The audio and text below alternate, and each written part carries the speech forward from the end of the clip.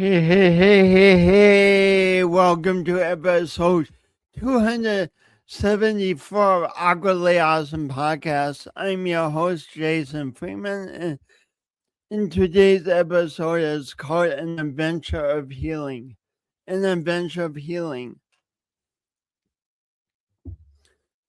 I don't know about you, but sometimes when it comes to healing, I guess I'm fixing my head. I guess that's what it is. Now it's really big hair. But you'll have big hair. No, I'll have big hair. You won't have big hair unless you do have big hair. Anyway, I don't know about you, but sometimes when it comes to being in pain, to me it seems like I'm almost stuck with it, and like it'll become a reality of my life, which is really painful. But as my guest today reminds us, yes, physical pain occurs in our lives, and we have a lot of options as we deal with it, as we navigate the pain. So without further ado, let me bring on our guest today, but first, today's guest, Michael Huber.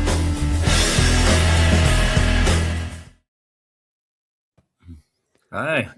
Hey, Mike Huber, welcome to Awkwardly Awesome Podcast. Hey, Jason. Hi. Thanks for bringing me on. Great to be on. I want to start. So you grew up in Sioux Falls, South Dakota. Yes. How big was it about when you grew up? I recall, I grew up in the 1970s. It seems to me around 50, 70,000, I think it was. I know we were less than 100. And now I think it's like 210 or so. Right. Yeah, it's a big difference. Very big difference here. I would. So what do you remember about sometimes as you grew up? What do you remember that you would do in the summer? Yeah, well, one of the biggest things we would do, we would swim at Frank Olson Park. That's where I grew up on the hilltop, over in Hilltop area. And to imagine how small Sioux Falls was then, there was a gentleman by the name of Les Hammer. A lot of people my age would know of his name on the east side, and he had horses out east of town going towards Brandon, and we could rent his horses out. And I do recall several times we would rent his horses and we would ride horses into Sioux Falls. In my dad's business, he had a little drive-in called Frosty Treat, and we would actually ride the horses from the east, going towards Brandon all the way into Sioux Falls to my dad's store. We would come down Cleveland Avenue and then up 6th Street, and then my dad's store was on off of 10th and Omaha, which Omaha connects with 6th Street right after you cross the 229 bridge. That's that's exactly the kind of story I was looking for, Mike. Riding horses down 6th Street in Cleveland these days might have a bit of a different outcome. Right. Yeah, it's funny. Horses don't. There was only a stop sign there then at Cleveland and Sixth. They don't recognize stop signs. I learned that very quickly. Nice. So what was it like having a dad who owned a drive-in ice cream shop? Did that mean endless free ice cream? Well, yes, and the biggest thing is that my mother would never allow us to have soda or pop in our refrigerators. So whenever we went to Frosty Treat, that was the first thing is to fill up on Coke or Pepsi, whichever ones he had. I think Mountain Dew became our favorite later on as children. But yeah, lots of ice cream, and he had many baseball teams, and I was of course on the Frosty Treat baseball team. My three brothers all were, and I have a sister, a younger sister. She's 7 years younger, but she was actually on a couple of the teams before he sold the business in 1983. So it was always fun to. If we won a game, then we would get in the back of the truck, and back then, all the kids could get in the truck. That's another representation of how long ago it was. We could get in the back of a truck and drive up. You mean the bed of the open bed of the truck, right? Right. Yes. Well, so all of you would get in the back of the truck and what? Yes, and then he would drive us up to Frosty Treat. We would get out. We all got a free ice cream cone, and then load back up into the truck. When you like when you were not with your dad, but like riding horses to Frosty Tree, could you just at that time, being his kid, just go in and walk behind the counter and get whatever you want? Yes, pretty much. That was one of the privileges I took, is I could just go right back into the store and get anything I pretty much wanted. Yes. So basically, Mike, you lived every kid's dream. Right. That's Yes. amazing. Yeah, it was great. We loved it. A lot of fun. What did you learn about humanity from growing up? I want to say in a simpler time, but I think every time is both simple and complex. But anyway, what did you learn from about humanity from growing up when you did? Yeah, it seemed things seemed so simple, and I think Sioux Falls was friendly then. It's still I feel it very friendly now, and like I say, yeah, things did seem quite simple then, and a lot of when as childhood back then, we were very free to just go out in the neighborhood every day after school. On the weekends, we were pretty very much unsupervised, which had some negatives to it, but very much a lot of exploring all over, especially the eastern part of Sioux Falls, hilltop area. I explored a lot on a bicycle and walking and all kinds of things. It's a great area of town. Mm-hmm. For those of you who don't live in Sioux Falls, or I'm from Sioux Falls, and who are older, I mean, who are older than like 25, I invite you to think about your childhood and what was it like? Was it a simpler time? Did it seem complex? Or and for you younger than 25, I invite you to still think about your childhood And also think of how lucky you are to be younger than 25. So then, when you were in high school, you saw your three older brothers go off Mhm. into the military. What inspired you to go to college? Like the examples you were seeing were something else. Why did you say, "Hey, I want college for myself"?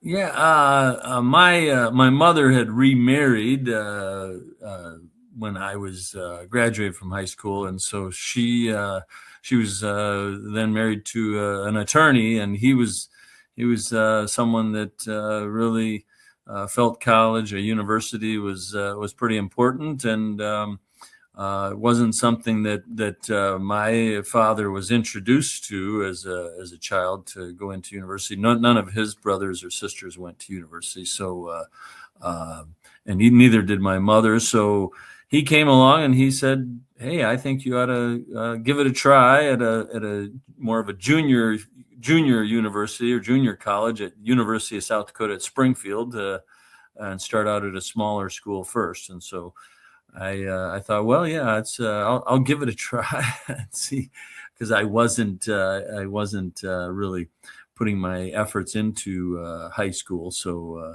I knew that I was going to need to kind of have a little help at the beginning. And what did you find about this junior college? It's not really a junior college though. Right. It was. I mean, it only lasted 1 year because that university has been turned into a prison now. It was only there that I was there the last year it was in existence, but they did. I want everyone to know that Mike got out of there before they turned it into a prison. Right, right.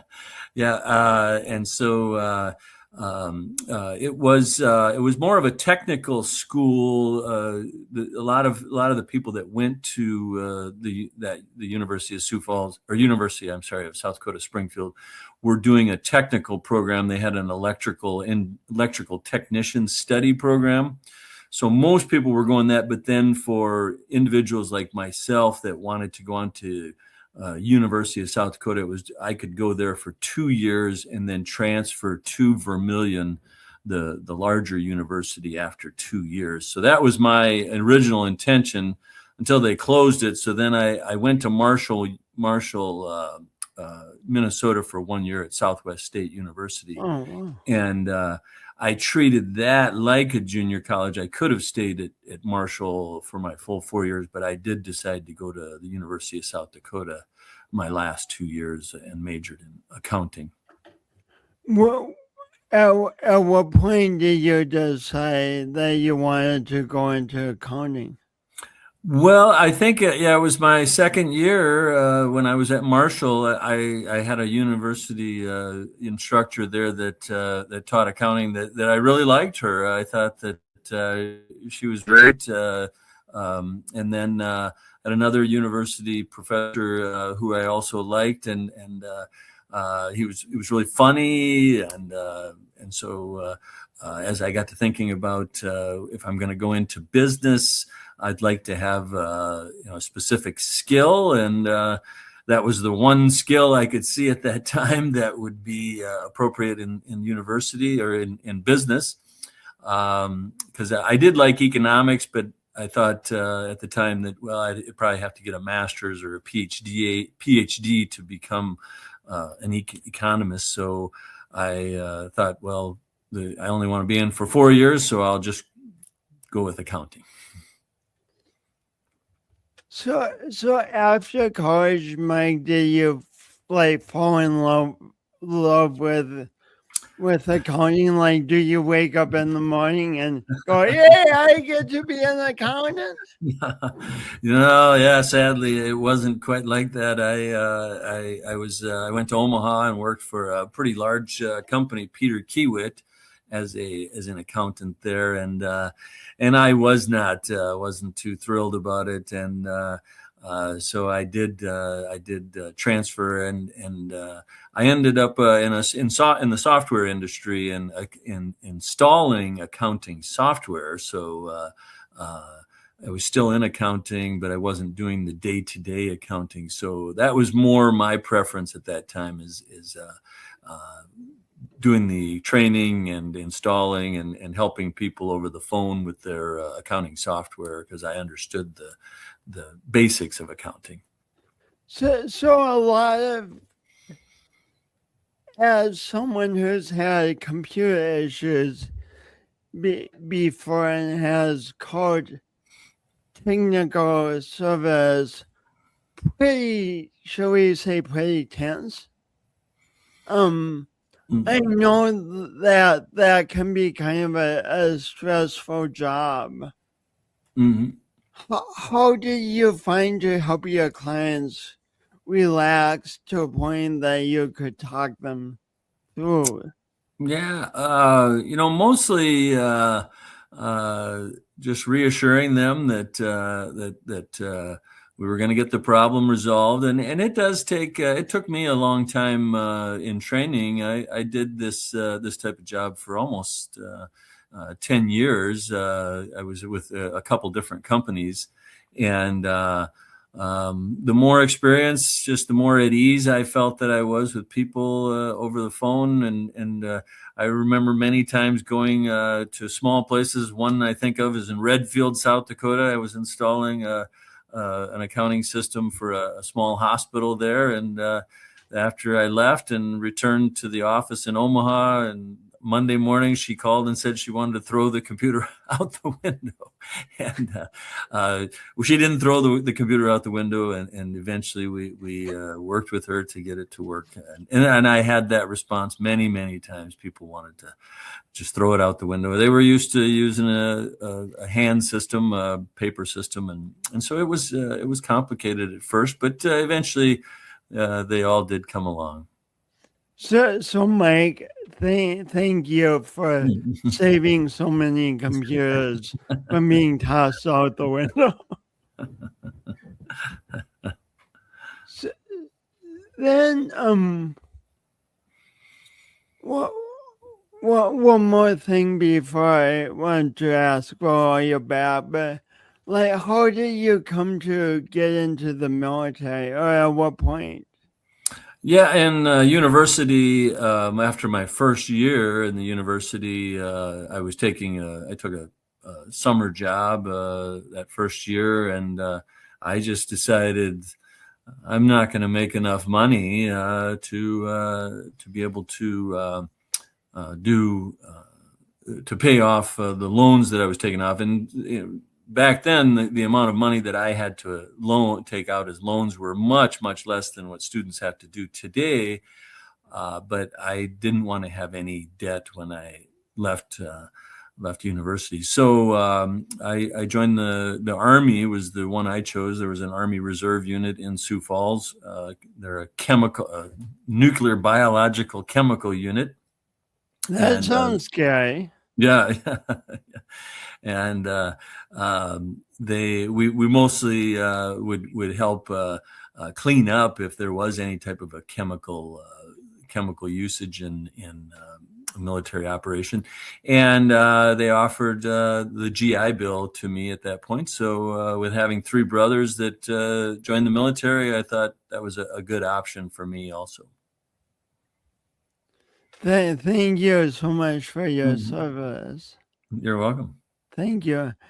And at a certain point, you apply for a non-combatant.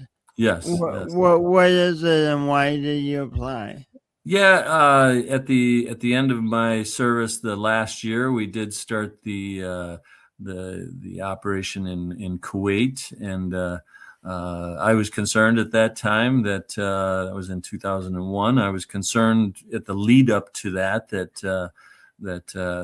there may be a long protracted operation like what I had read and experienced with many relatives and friends that talked about with Vietnam, and the country was really split at that time, half and half, and so I did ask for a non-combatant status as in the military, which I was in a training unit, so I was mostly a non-combatant anyway.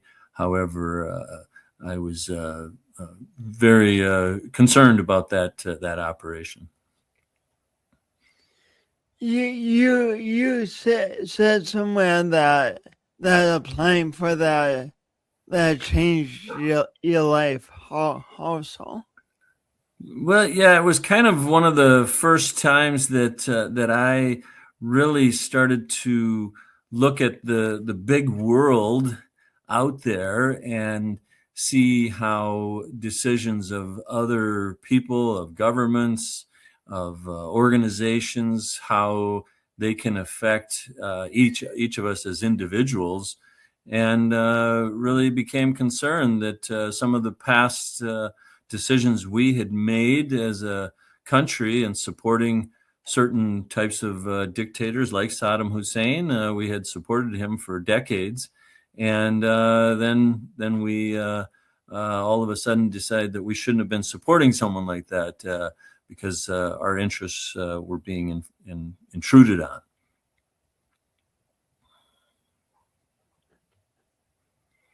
And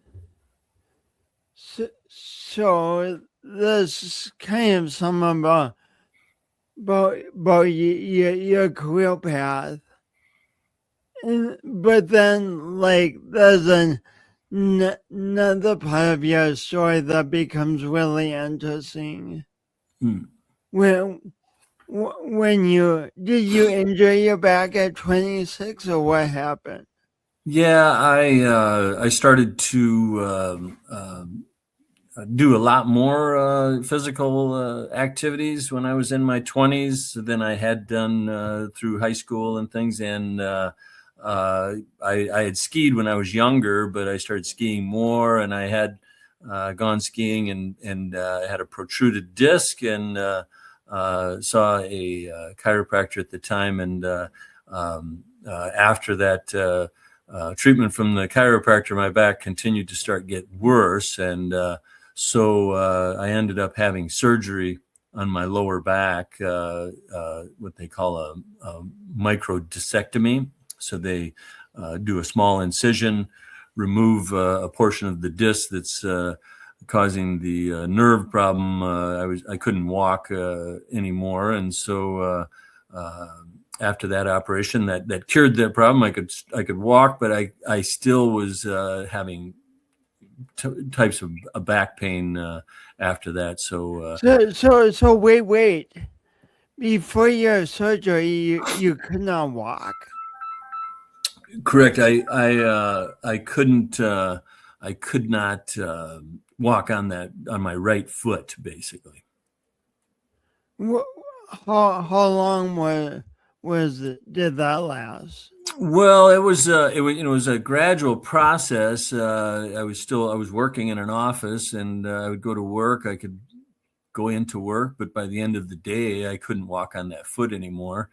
And I think it was probably about a 3-month process that was going on. And were you in a lot of pain during that time? Yeah, I was in lots and lots of pain. It was pretty severe pain. I would go to work, and by the time I got home, I would just go sit in a chair, and the only chair I could sit in at that time was a lazy boy. I would just sit in the lazy boy and basically go to sleep. So several months. Not sure whether the pain was ever going to go away or what. And finally, I did admit myself into an emergency room.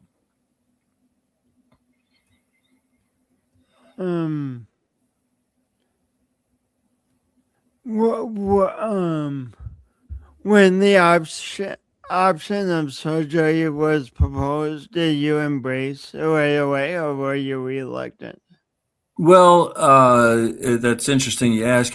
My doctor, I had already had been seeing an orthopedic surgeon prior to this, and concerned about my back problems, and he was out of town, so his associate came and told me he was ready to do surgery that day, and I asked to wait until my doctor came back into town, and my physician then did come into town on Monday, and.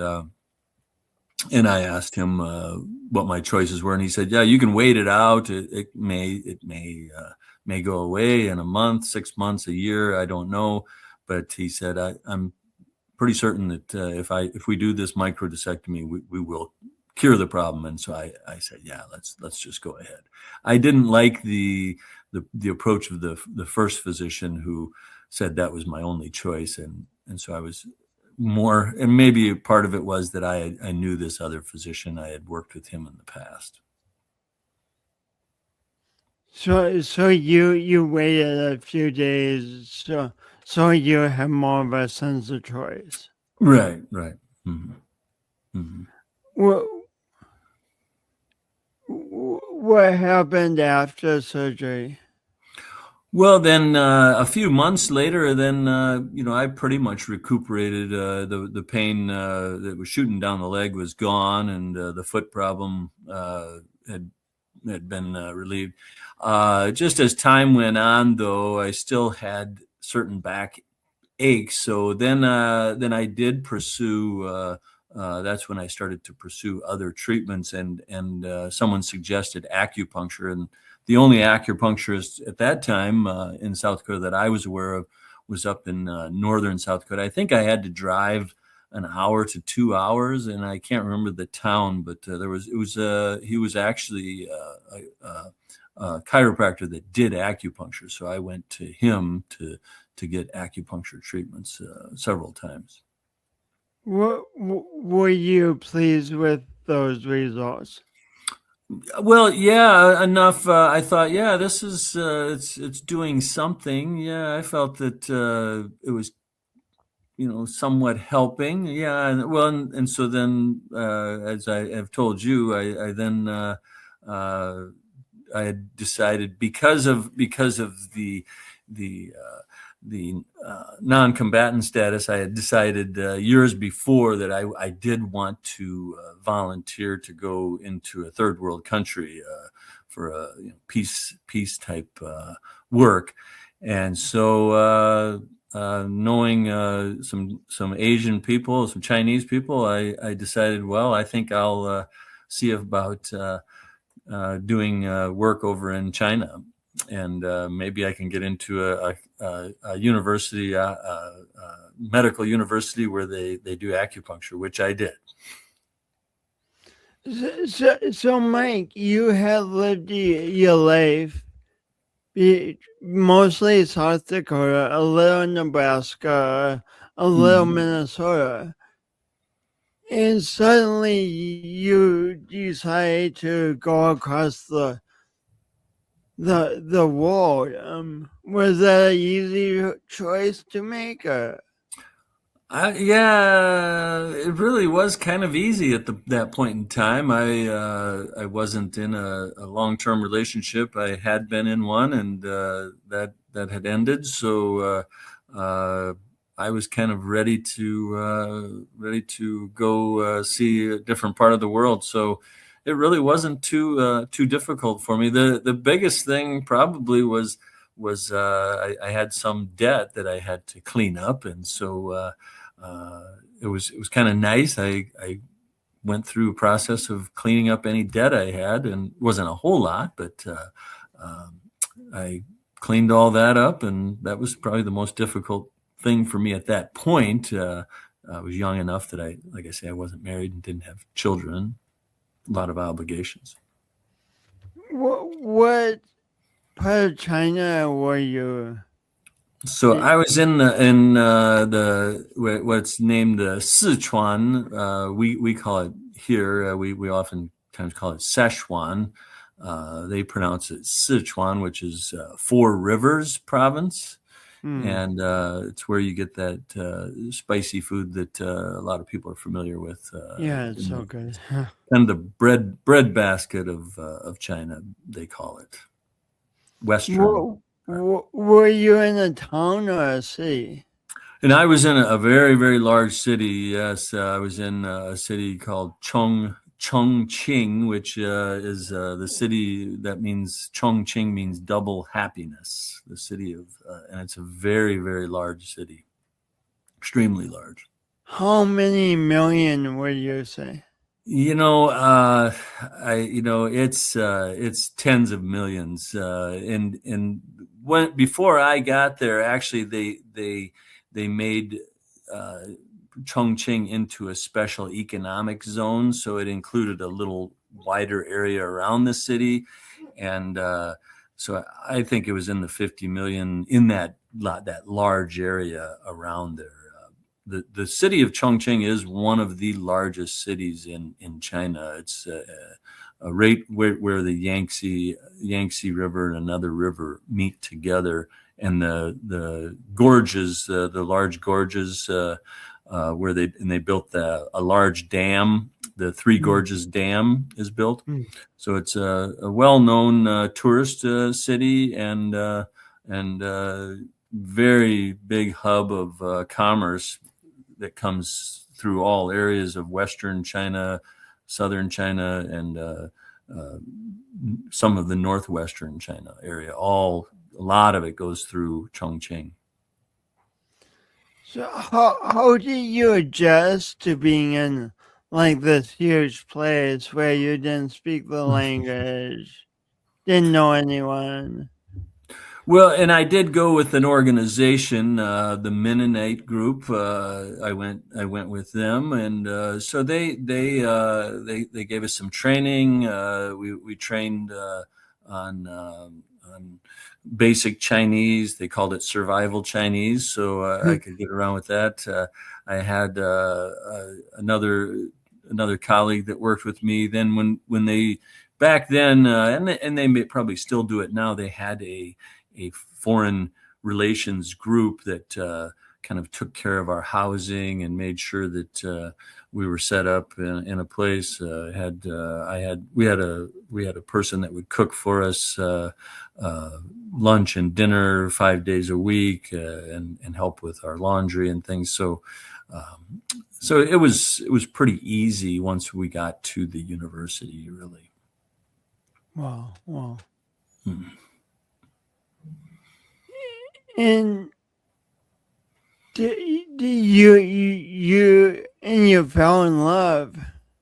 Yeah. I met someone while I was there, and we did some dating while we were there. But I did leave China after my 2 years, and she was in Beijing, and we said our goodbyes, and then a year later, after I was in America, then she had applied for and received a postdoctorate down in Jackson, Mississippi, and so then she contacted me when she was in Mississippi, so we reestablished a connection then. No, that's exciting. Yeah. And how long have you been together now? So 23 years. Congratulations. That's so cool. Thanks. So, how often did you do acupuncture when you were there? So yeah, I was getting acupuncture about once every week. Basically, I would go to a clinic on the premises of the university and go in, and they had beds set up there. I think they could take four, maybe 6 patients at a time, and there was one acupuncturist, a Chinese medicine doctor, who would give us acupuncture. Yeah. Did it cure your pain totally, never to be thought of again? Well, yeah, it would relieve a lot of the tension that I had in the back. So yes, and that's what I've found in like I've mentioned to you in the U.S. too, with I go to a physical therapist if I want acupuncture now, and it's very similar to what was happening to me in China, and by stimulating those muscles, it seems like muscles kind of can get kind of in a state of lock or something, and so by stimulating them, it does in effect loosen them up, which I find works even with I use a lacrosse ball every morning on my back right now. I get down and apply pressure on my lower back, and that helps relieve that pressure too. So it's very similar, so it's an acupressure to the muscles. But it's something, it's like like you have to keep going to acupuncture or using the lacrosse ball way. Right. Yeah. It's I think the muscles, like over while sleeping, they tend to tense up, and sometimes more than others. I need it more than others, but basically this practice of that I've heard a physical therapist talk about, which is called smash it, stretch it, strengthen it. And so the smashing it, and I think acupuncture has some similar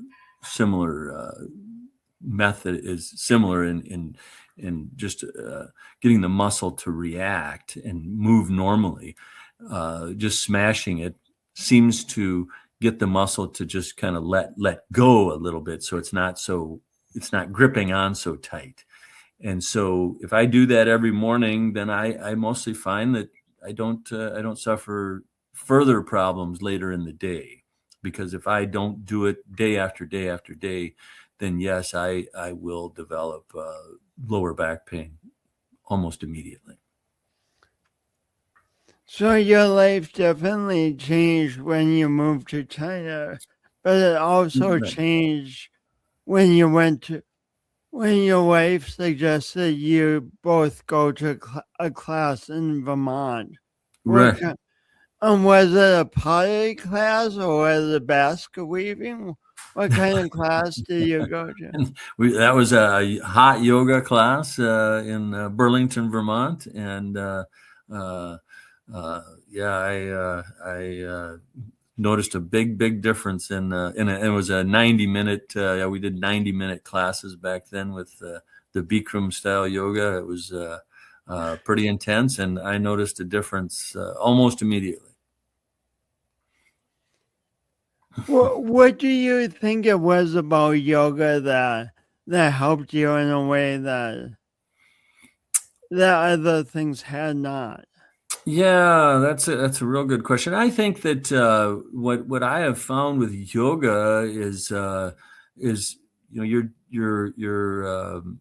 doing some basic movements in a lot of ways that I think that us as humans probably we discovered thousands of years ago. Well, yoga was discovered thousands of years ago, and I think probably all cultures have just found there's certain types of stretches, like like you see your dog in the morning. The dog does the downward dog, upward dog, and different stretches.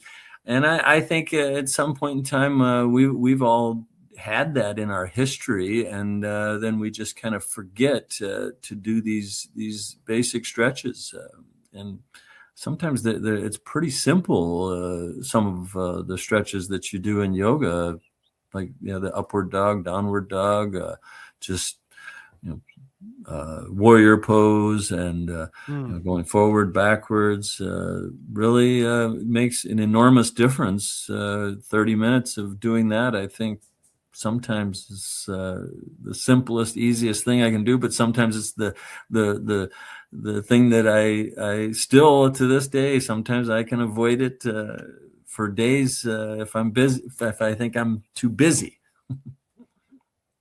I often hear people say two things about yoga, and I'll ask you them one at a time. What one thing I hear constantly is people say I'm not flexible enough to do yoga. Right. What Yeah. will you say to that? And that's exactly why I need to, and that's why I think we need to do some version of movement. We teach it up. I teach it up at the prison on Mondays, and I just taught the class today, this morning, and we call it uh, flexibility and alignment. I think is the name we call it, or alignment and strength, and I forget, but we don't call it yoga. And most of them come in and they already know it's going to be yoga, but just taking that name off of yoga is kind of helpful up there at the prison with these men. And I just teach them, like they do. They all know the burpee sequence. Lots of them do burpees because they have these small spaces, and they'll do burpees. And a vinyasa flow is kind of a burpee to a certain degree. It's just we take that vinyasa flow and we do some different postures in it, some stretching postures that used to be seen as yoga, but I think the physical fitness world in the U.S. is changing a lot, and you see so many yoga postures being done in all types of exercise that some people don't even know they're doing yoga. And the other thing I hear people say sometimes is I can't really pay attention enough to do yoga, or often people say I tried yoga once, but it's boring. Mm-hmm. What words of encouragement? Yeah, that's that's kind of my experience also, is because I had tried yoga previous to trying the hot yoga, and I did find the same kind of thing when I did the first yoga class. So one thing I do suggest to people is really just try a lot of different modalities, because sometimes we have certain yoga modalities only do certain postures, and some do, maybe some do some that are too difficult for some people, some do some that are too easy. And so the more that you try, and the beautiful thing about like YouTube is you can find multiple yoga modalities out there, and I suggest that just try several different modalities, and even just some those HIIT classes. A lot of them now, like I say, they do include some types of yoga. So try these classes and see which one kind of fits you, and then keep evolving your practice as you go along. I tell that to the prisoners is, take this, what I've showed you, this little bit here in 1 hour, because I see them once and then they move on, a lot of them, to other locations, and take this and start adding things that you find help. You can put push-ups in, you can do other stretches. I hadn't heard that term before. What is a HIIT class? High interval intensive training. HIIT, HIIT. And a lot of people find they like that. Yeah, and there's a lot on YouTube. It's amazing how much is available on YouTube, and so you're trying to get a little more cardio than sometimes that you would get in yoga. Though there are yoga practices where you can get cardio if you want cardio. If you move fast enough, you can get cardio. But that's one reason why I liked the hot yoga immediately when I first started it. Is I think that I was someone that loved running, loved biking, like skiing, and you get all this cardio from those types of sports. So the hot part of yoga really increases your cardio while you're doing the yoga. A lot of times they would talk about the sweat part of it, that it cleanses you, but that's not scientifically accurate. It doesn't do any type of cleansing. Maybe, it's minute amount. Really, the biggest thing that one gets out of hot yoga, what I found, is you get this cardio portion that you don't get in other types of yoga. Interesting. Oh, and then will you talk a little bit about how the breath is used in yoga class? Yeah, the big thing I like about the breathing piece is that can fall over into your daily life. Just trying to get more connected to where am I having problems in my body right now, rather than in my case with like back problems. I was just trying to ignore it and trying to take enough Tylenol, aspirin, or acetaminophen, whatever was available, to try to just deaden the pain, rather than breathing and having a breath to just be aware of where am I feeling pain or stretching or success. And so in any exercise, I think if we breathe into it, and they do teach this in more and more exercises that I've found now, is they want you to breathe into the exercise. And that's what I find, is by really breathing into it, then you focus more on your body, basically. So I luckily don't at the moment, but say I did, say I had a headache and behind my forehead. How would I breathe into that? Well, that one, yeah, that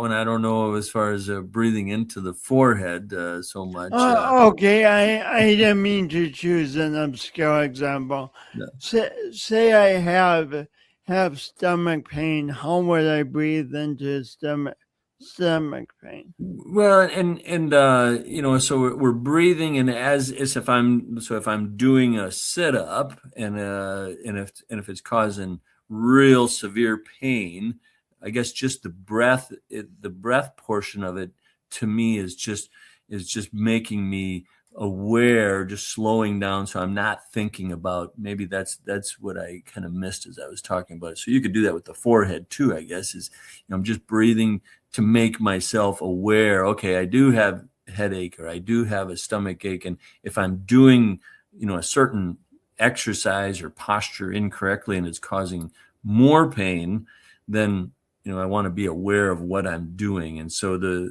breathing is only just to kind of get my mind into understanding what's happening with me, rather than if I'm watching the news while I'm doing exercise, then I'm maybe not focusing on where am I feeling it in my body. That help? Because you said for years you tried to ignore back pain, and Right. what's the danger of ignoring pain? I mean, it seems like we naturally want to feel good, so why not ignore pain? Yeah, and I think for some people, maybe that can work differently than for me. But if I just ignore my back pain over and over and over again, it will get worse for me. And that's what I've found from dealing with it for now over 30 years of dealing with back issues, that basically I just find that it's going to cause me a problem if I don't address it in some way and make myself aware of it. And I think I tried to just ignore it for years and years, and it just ended up with me having surgery. And that's my story. So some people maybe can ignore it. It does not work for me. When we were talking before, you you mentioned an idea that all healing modalities have some benefit, but none of them are cure all. Could you please elaborate on that a little bit? Yeah, I just have found that oftentimes with certain bubbles that we can get into, and I found that in the yoga environment in some of my experiences, and it may not be everyone's experience, but sometimes in the yoga environment that there were individuals that then wanted to talk very negatively about medical science, and that then they would not pursue medical science or a medical doctor to help them. Maybe they had some bad incident with a doctor, like I mentioned at the beginning. The first doctor, his name was Dr. Black, and I didn't like that he gave me just one choice. And Dr. Cass, the doctor I worked with, he gave me several choices. So I can see where people can have some negative interactions with personalities that are involved in the medical field, and so I really think for me, I need to pursue in any field. I need to pursue different people and get different opinions, and that I think goes for the yoga field just as well, because there are going to be individuals that they convince themselves, and I've met many of them, that yoga is the only answer to everything in their life, and I have not found I don't agree with that. I don't think that that's going to be the answer to everything in my life. I think it's a great part of my life, and it's a component. It's a tool I use.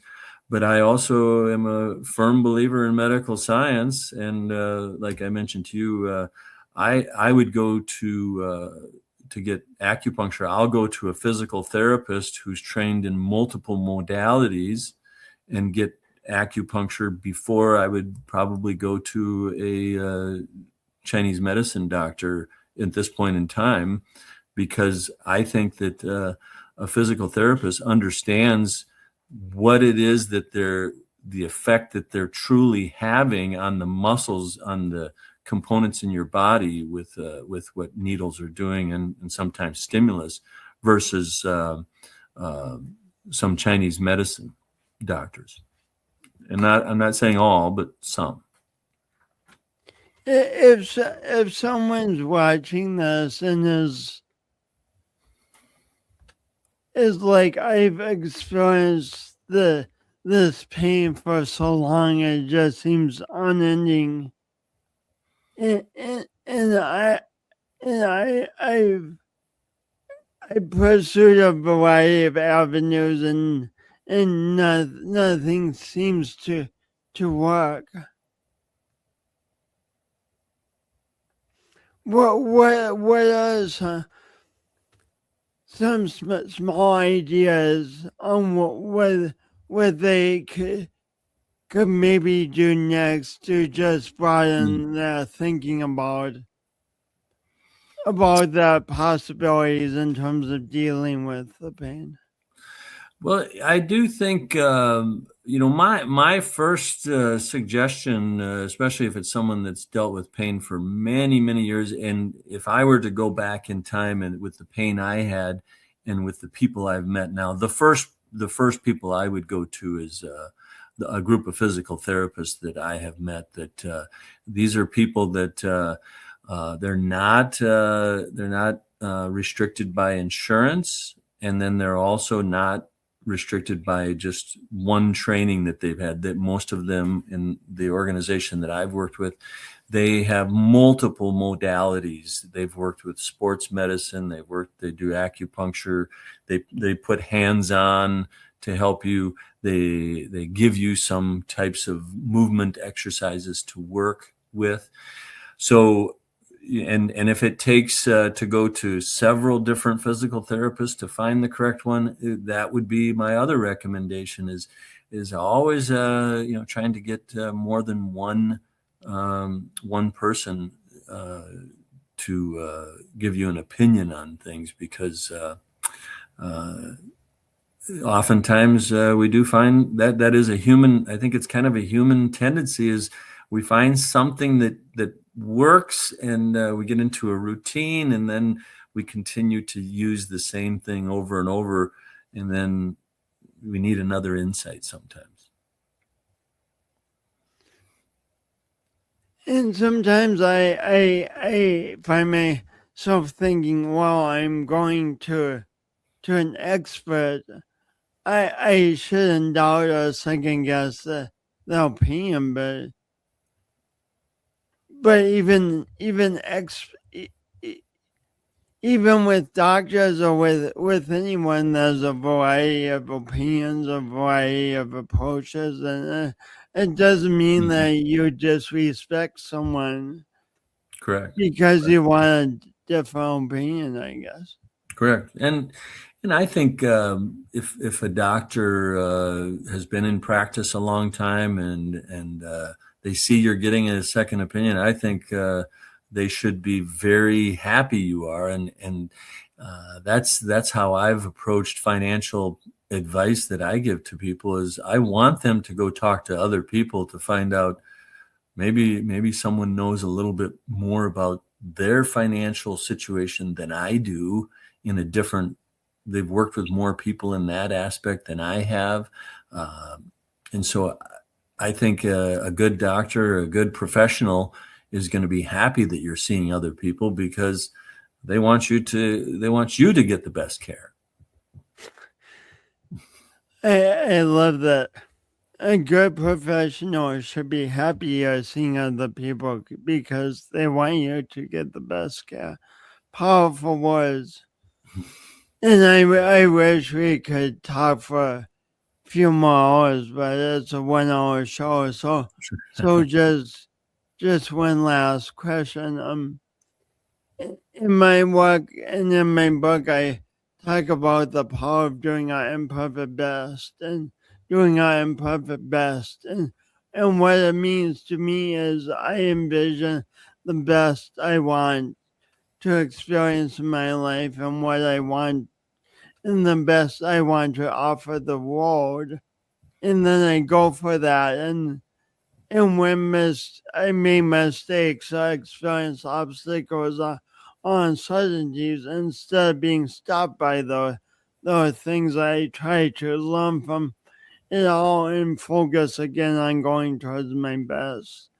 What does imperfect best mean to you, Mike? Yeah, I like I've got your book, and I like that about what you do, and I think that's at 61. I don't know when I learned that, but at 61, I think that I start to understand that better and better each growing year. And I think the biggest take homes I've had is, if I'm doing things ethically, if I'm doing things more with my morals in place, my ethics in place, and then a big one for me is justice. Having equal justice for all individuals, and so if I'm not trampling on someone else's justice, someone else's rights, then I feel like, and again, I guess ethics and morals come into that. If I'm not going against my ethics or my morals, and I'm trying different things out and make mistakes with those things in place, then those are good mistakes. Then they're learning mistakes. Now, sometimes maybe when we're younger, we do go against maybe our ethics or morals, and I think we need to take those into place.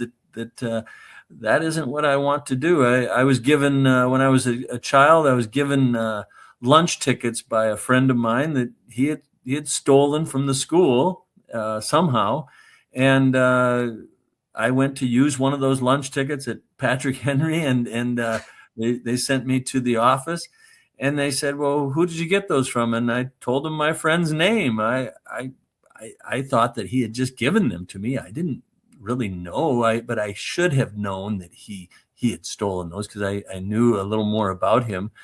And so that was a real good lesson for me, that I don't want to get into unethical type of mistakes on my part or other people's part. And so that, I think, was a valuable lesson for me. And that friend of mine and I didn't continue our friendship after that point in time. He wasn't too happy that I had reported on him, but in the long run, I felt good that I didn't have to worry about my ethics any longer, because he kind of did trample on that in many other cases that I recalled as a youngster too. Thanks for giving such a well thought out answer, and thanks for being on the show. And I'm going to wrap up now, but Thanks, Mike, but please hang on the line, okay? Yeah, thanks for having me on. Thanks. I hope you enjoyed this conversation Yes, as very much. much as I did. Thanks for tuning in. I urge you to think about the wisdom Mike shared, and think about what you find useful, what you don't need, and what you want to expand upon.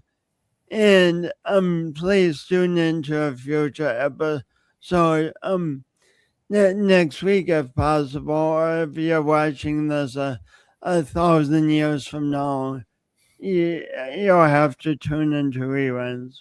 But in any case, we're wishing you a day full of joy, and remember to smile.